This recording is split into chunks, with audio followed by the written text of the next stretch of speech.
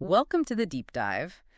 Today, we're digging into something that, honestly, when I first saw the research stack, it made me do a real double take. Oh, yeah. What do we got? A really surprising, potentially massive shift in American drug policy.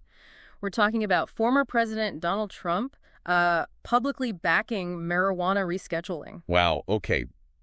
That is unexpected. Right. It seems to be catching pretty much everyone off guard. So we're going to unpack what's going on and, importantly, why it matters to you.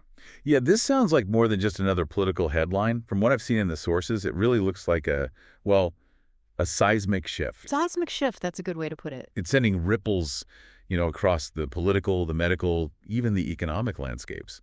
Things few people really saw coming. So our mission today is to pull out the key insights from all this information. Exactly. Understand not just what happened, but the deeper implications, why it actually matters. Okay, let's jump right in then, because the news itself, the announcement, was a bit of a shocker. Trump mentioned this during a recent town hall-style interview. And it just landed out of the blue. Pretty much. Caught opponents off guard, caught cannabis advocates off guard, and what's really interesting is how different this is from his stance during his presidency. Which was pretty vague, right?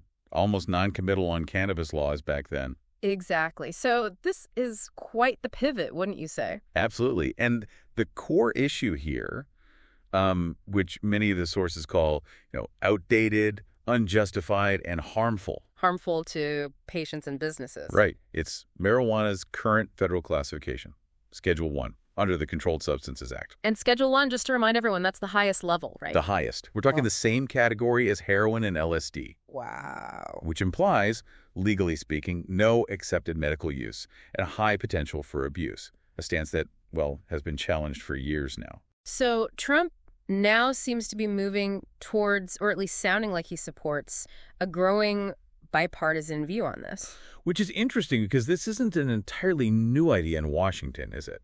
Not at all. I mean, the Biden administration has already been taking steps. You had President Biden calling for a review back in 2022. And that led to the HHS recommendation, right? The Department of Health and Human Services. Yes, exactly. HHS recommended moving marijuana down to Schedule 3rd. And that Schedule 3 classification, that's really critical here. Why is that? What's the difference? Well, Schedule 3 is much less restrictive. Crucially, it acknowledges that there is some medical use and a lower potential for abuse compared to Schedule 1 or 2. Okay, got it. So if you connect that to Trump now signaling support, potentially for that kind of change, it could really alter the political dynamics. An endorsement from a very unexpected place. Totally. It changes the whole political calculation around this issue. So given his past, vagueness, the big question arises, the one everyone's asking. Exactly. Why the sudden pivot? What are the political strategists saying? Well, the speculation among political analysts is that Trump's support could be key to neutralizing conservative opposition in Congress. How so? Think of it as political cover. A Republican lawmaker, maybe from a more conservative area, might personally lean towards reform, but worry about backlash from the base. Right. Could be risky for them. Very. But if a figure like Trump, who has so much influence with that base, it essentially gives them permission, a kind of cover to vote for reform without, immediate political fallout from their own side. Okay, so this could actually break the deadlock. The thinking is, yes. The sources suggest this might finally pave the way for a major reform bill, something that's been stuck in Washington for, decades. That's a really fascinating political angle. And what about the voter strategy part of it? Yes. The calculation seems to be partly about attracting specific voter groups. Like who? Younger voters, independents, maybe even some libertarians, groups where the data shows overwhelming support for cannabis legalization. Makes sense, especially in swing states, right, where marijuana ballot initiatives often boost turnout. Precisely.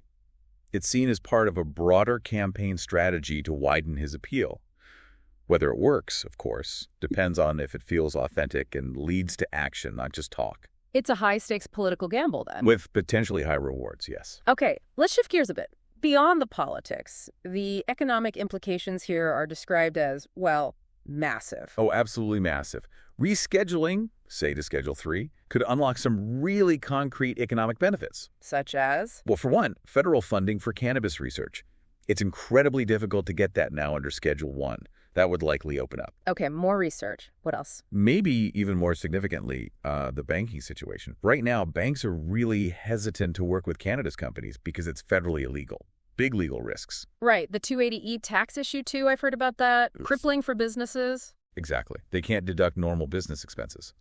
Moving to Schedule 3 could potentially alleviate that 280E burden and, crucially, give banks the green light, or at least a much clearer path, to offer normal financial services, loans, accounts, everything. De-risking the whole industry, basically. Fundamentally. And it could open doors for, say, FDA-approved medical cannabis products down the line. And the overall market size, I saw an estimate. Yeah, the industry experts are projecting that the U.S. legal market could surge past $50 billion. $50 billion with a B. Within about 5 years, if these federal barriers ease up. That's not just growth, it's an explosion, a huge economic engine waiting. Wow. Okay, but of course it's not all smooth sailing. There are always critics, voices urging caution. The sources reflect that too. And that's a really important point to make. Rescheduling is not the same as full federal legalization. That needs to be clear. So what would still be in place? Well, marijuana would still be federally regulated. Yeah.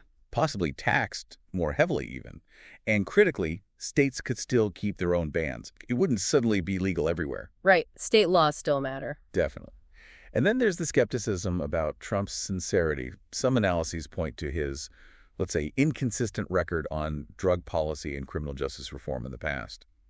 Is this a core belief or a temporary tactic? Fair question. And the public reaction, social media must have gone wild. Oh, it was explosive. Or look at the online chatter showed hashtags like hashtag Trump on weed, hashtag cannabis reform 2025, just trending almost instantly. A mix of reactions, I bet. Absolutely. Thousands of posts showing, celebration from some, but also a lot of that skepticism we just talked about. People asking, is this real? What does it actually mean? What about the advocacy groups, NORML, Marijuana Policy Project, groups like that? They generally welcomed the statement, saw it as a positive step forward, but they were quick to add context. Saying it's not enough. Essentially, yeah. They're pushing for more concrete action, like full decriminalization, expunging past marijuana convictions. Rescheduling alone doesn't achieve those goals. So, good first step, but not the finish line for them. Precisely. And what about the other big players? Industries that have maybe not been fans of cannabis legalization historically, pharma, alcohol? Yeah, the research indicates they are, quote, watching the situation closely. No surprise there. Just watching. Or preparing. Well, there's also insider talk suggesting major lobbyists are already gearing up for the regulatory fight ahead. A turf war brewing. Looks like it. They clearly see the potential for disruption to their market share if cannabis becomes more mainstream federally. They'll want to shape whatever rules come next. Okay, so bringing this all together, it seems like whether you support Trump or not, his saying this, his endorsement, it really marks a major turning point, doesn't it? The sources certainly frame it that way. A major turning point in American drug policy. The old era of prohibition, it seems to be fading, maybe faster than we thought. And a new chapter in cannabis reform is opening up with a very unexpected central figure driving the narrative right now. Absolutely. And for you listening, remember, this story is really far from over. Lots more to watch. Definitely. Maybe think about what this specific potential change, rescheduling, signifies for the bigger picture. Federal drug policy overall, the whole states' rights debate. On that complex relationship between politics, public opinion, and industry money. Exactly. Could this unexpected nod lead to a quick bipartisan breakthrough? Or will it just become another political football? What other changes, what market shifts might spin out from this moment? Lots to consider. Thanks for watching. Stay updated with Global Scope 360. Thank you so much. Subscribe to my channel and click the bell icon.